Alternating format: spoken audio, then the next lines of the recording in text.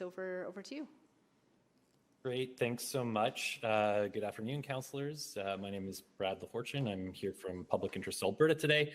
I'm here to speak against the proposal to incent office conversions with Edmontonians tax dollars today.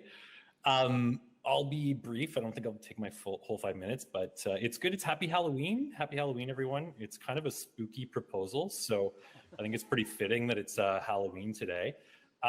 You know, I just want to make a joke. I hope everyone's feeling jovial today, but I was thinking about going as a developer this year, and instead of asking for candy, I was going to ask for $100 for every square inch of my pillowcase.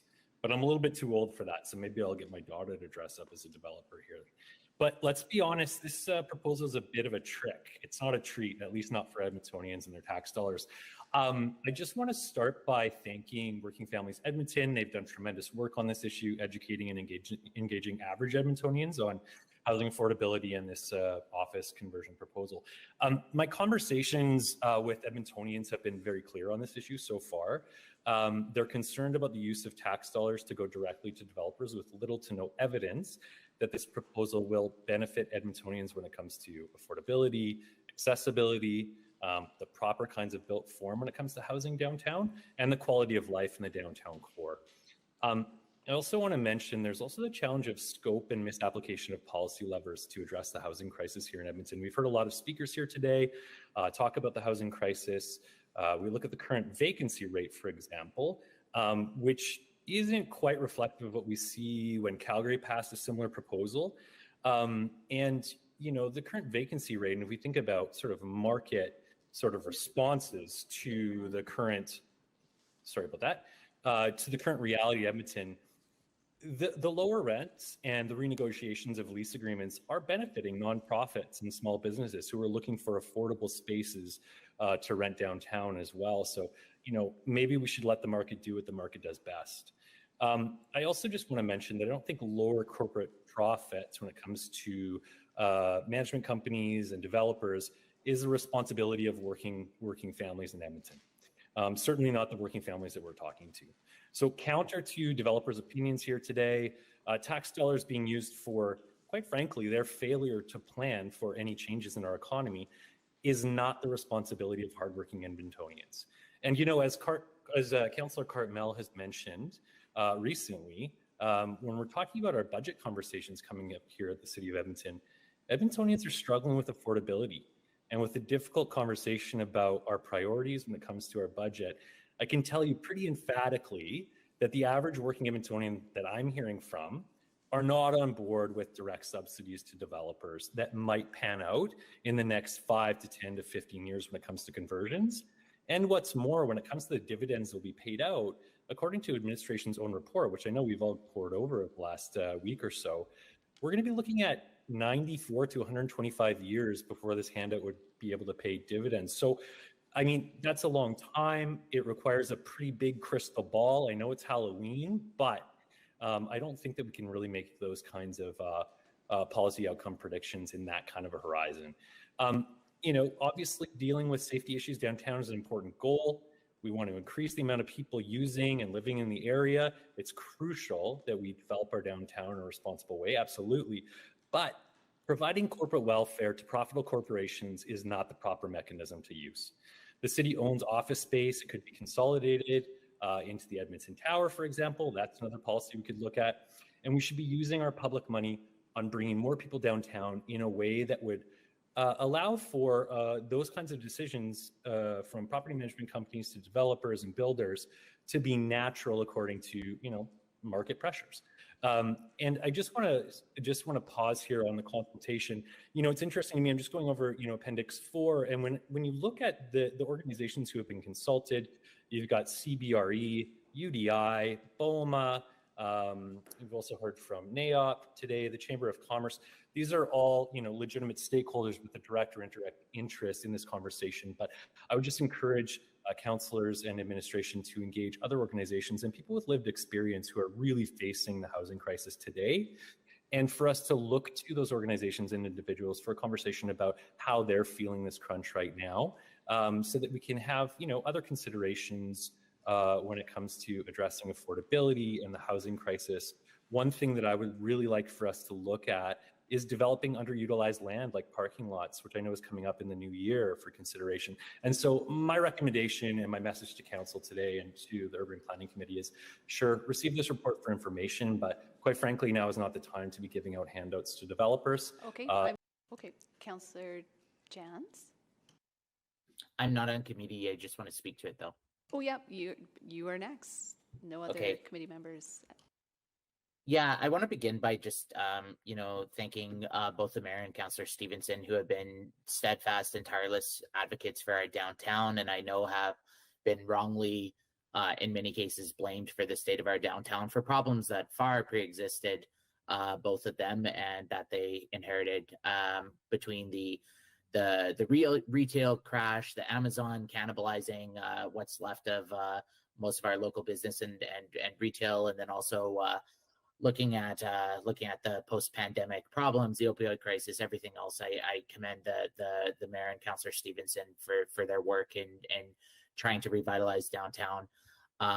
However, on this motion, I think that we're heading in the wrong direction. I think it's critical that we focus that if our goal is doorway bonusing, that we do it in the fastest, cheapest way possible. And this is not it. This is building your house on the sandy land, not on the rock. If our goal is downtown vibrancy, if our goal is more units, when I hear from our affordable housing branch that this is not their recommendation, and that if they had $100 million at $61,000 a door, they could open close to 1,700 units that we would own, that we would operate, that we could rent out at deep affordability, at zero, or at below market, and do even more. When I think about the opportunities that we could do with home ed for $100 million, when I think about so many other tools we have at our disposal, whether it's looking at the vacant parking lots, whether it's looking at Chancery Hall, this is not it. And when I look at the CRL, it's important to remember that, yeah, it's not tax levy, but it's still one tax dollar, and dollars spent in the CRL have an opportunity cost. If those dollars go towards retrofitting a super expensive boutique filet mignon project, those are dollars that are not available to go towards drainage, sidewalks, other public infrastructure that could enable and catalyze and support even more investment. I think this is a really, really good deal if you are a landlord, if you own these buildings, if this is helping bail you out. It is not a good deal for the taxpayer. And I think there's a reason that our assessment and taxation folks are not recommending this. And going back a little further, it's worth noting that assessment and taxation did recommend against the downtown construction grants in the first place. They were worried that there was no guarantee that these projects would have happened anyway without the public investment. There was no, there's a reason that we're cautioned over and over again to stop interfering in the market. We are there to provide the train tracks, to provide the roads, to provide the sewers, and then let the market decide what's viable or not. And with the free market sometimes comes consequences, and that may be vacancy. And if the landlords want to lower their rents and do some creative things, yes, it may hurt their valuations or hurt their equity or hurt their, but things have been really, really good for a number of years. Yes, we're in a bad snap now, but with patience and times, things could get really good again. And after all, finally, I want to say low rents downtown and commercial spaces are part of our competitive advantage. I know I've heard from a number of folks who have chosen to rent downtown or move their business downtown or look at moving downtown because the rents are more affordable for them. So what do you say? It's a buyer's market. It's a renter's market. And that can be good. So even if you say, well, yes, Janz, but what about the collapse of our tax base? Well, admins run the math, and it's still cheaper than us bailing out the residential buildings and then waiting for a 125-year payback. So I think we need to be really focused on affordable housing, on densification, and to do so in the fastest, cheapest, best way. And this is not it. Thank you. Thank you, Councillor. Thank you, Councillor Paquette. Councillor Salvador?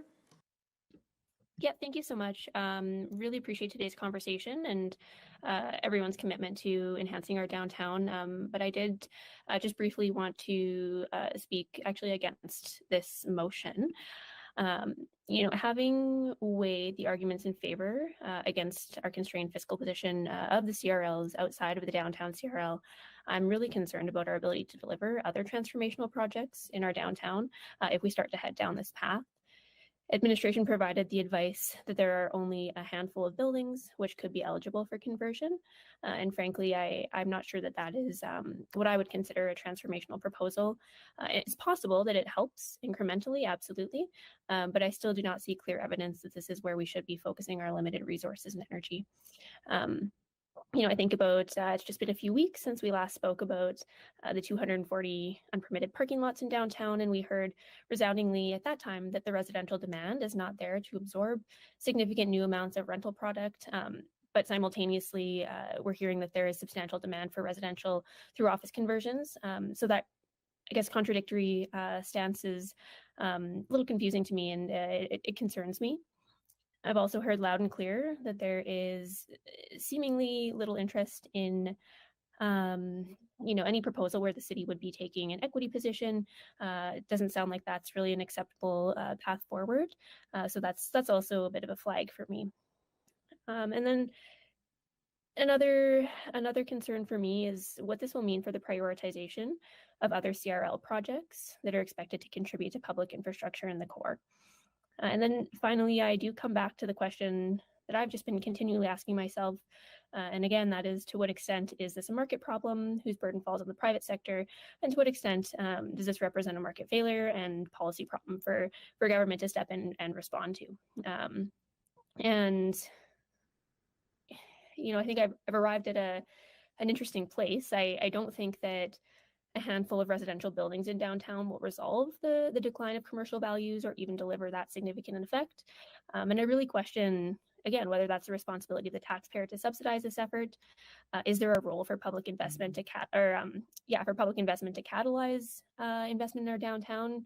Yes, but what is being requested here is simply beyond our financial reach. And I would question whether it's within our responsibility as a municipality. And I would just underscore, I know this has been mentioned a few times, but this council has taken significant steps and invested incredible sums into our downtown recovery. And from what I've seen, this council is deeply committed to continuing that work. But actions do have to make sense, and they have to be rooted in sound fiscal management. So I just, again, have a number of outstanding concerns with this path forward. So not on committee, but I would not be able to support this. Thank you. Thank you.